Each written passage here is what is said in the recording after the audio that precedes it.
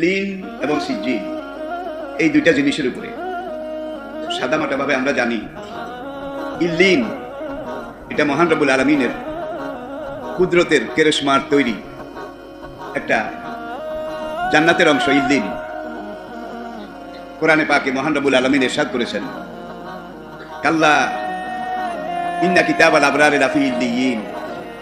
যারা নেককার, নামাজি, রোজাদার, দিনদার, ইমানদার, যারা পারফেক্ট মুসলমান, সত্যিকার আল্লাহর কাছে সারেন্ডার হয়েছে, আত্মসমর্পণ করেছে, তাদের দুনিয়ার জীবনের ভিসা শেষ হয়ে যাওয়ার পরে, দুনিয়ার হায়াতটা শেষ হয়ে যাওয়ার পরে তাদেরকে যখন কবরে দাফন করা হয়,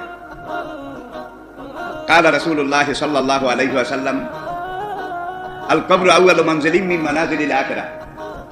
আখিরাতের পরকালের যতগুলো থানা আছে, চেকপোস্ট আছে, ঘাঁটি আছে, কবরটা হলো প্রথম থানা, প্রথম চেকপোস্ট, প্রথম ঘাঁটি। এখানে সওয়াল জবাব হয়, এটা আপনারা জানেন।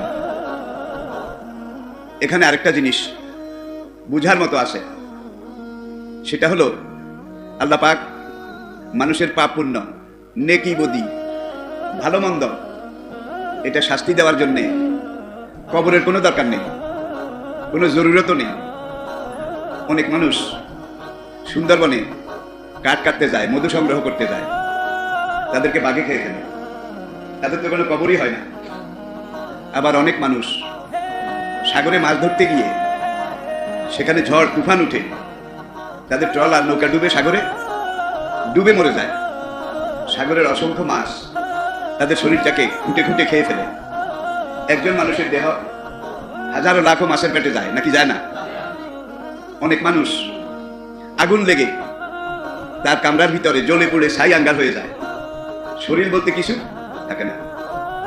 অনেক সময় আকাশে বিমান দুর্ঘটনা ঘটে, সেখানে আগুন লেগে বিমান সহ, উড়োজাহাজ সহ মানুষ জ্বলে পুড়ে আঙ্গার হয়ে যায়। এদের কারো কিন্তু কবর হয় না, কবর হতে আমরা দেখিও না, কিন্তু তাদের দেহটা জ্বলে যায়, মাছে খেয়ে ফেলে, বাঘে খেয়ে ফেলে। তাদের রুটা কিন্তু চিরন্তন, কালোজয়ী, অমর। রু কিন্তু কারো মরে না।